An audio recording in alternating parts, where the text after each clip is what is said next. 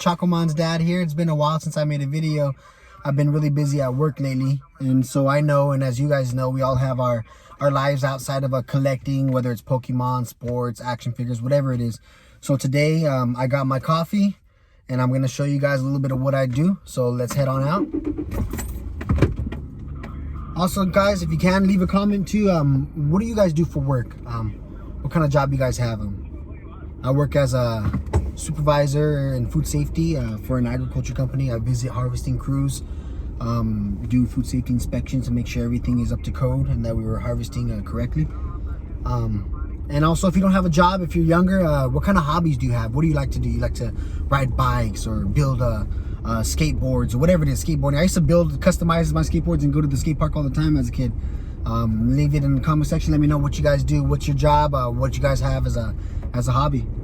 So we all got our lives outside of collecting. We all got jobs, family, hobbies. And one thing I do a lot is I'm always working. So I get up early every morning, grab my lunch my wife made me from the night before, make my coffee, open up my GPS app on my work phone, and I find a bus on the GPS. I visit local harvesting crews in California. We're a harvesting company. I'll find a bus on the GPS, and it'll be 5 miles away, about 5 miles, but they're in the middle of the field, so it takes me about 20 minutes to get there. So make my way out, and I do a inspection, food safety inspection, make sure that everything's running smoothly. We all have our safety equipment on right, and we're all following proper procedure and protocol while harvesting. It's called good harvesting practices, or buenas prácticas de cosechar, or something like that. I have to speak a little bit of Spanish in this job. In California there's a lot of Mexican workers and a lot of migrant workers work in the field, so it's always really good to be bilingual.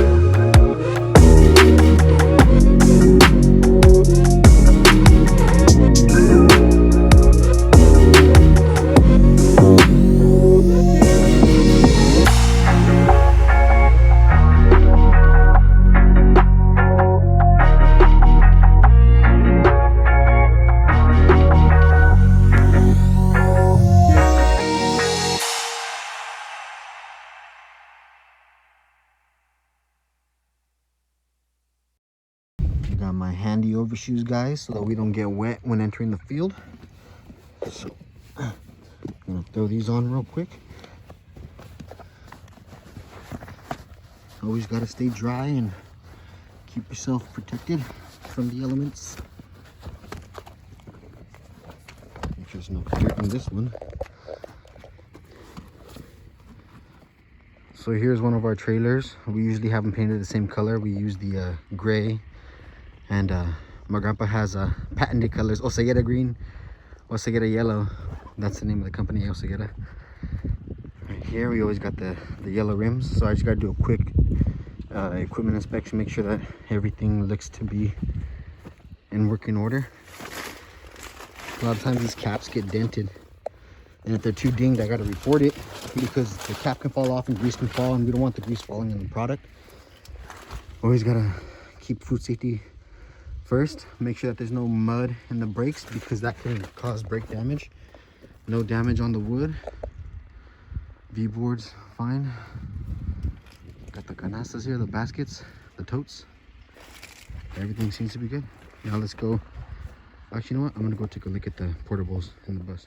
Got on my hairnet and beard net and mask for food safety. Don't want any hair falling in the product, and gotta stay safe during the pandemic. Don't want you guys to see the portables. Just gotta make sure they're clean and they have toilet paper, soap, and sanitizer.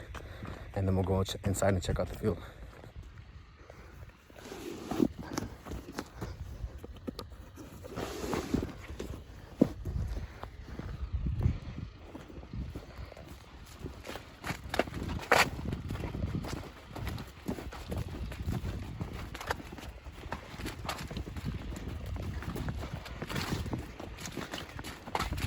Little ways to get to the field, into the middle of the field sometimes. A lot of times broccoli has the most difficult terrain. The leaves come pretty high, as you can see. Sometimes they're like waist high above your hip. A lot of times when I'm out here, the broccoli reminds me of the grass, the tall grass in the Pokemon Game Boy. Pokemon Red, Yellow, Fire Red, all the Game Boy games. So every time I'm about to enter the grass, I always think of, oh wow, Pokemon's gonna jump out and get me. We got a load right here that we just finished.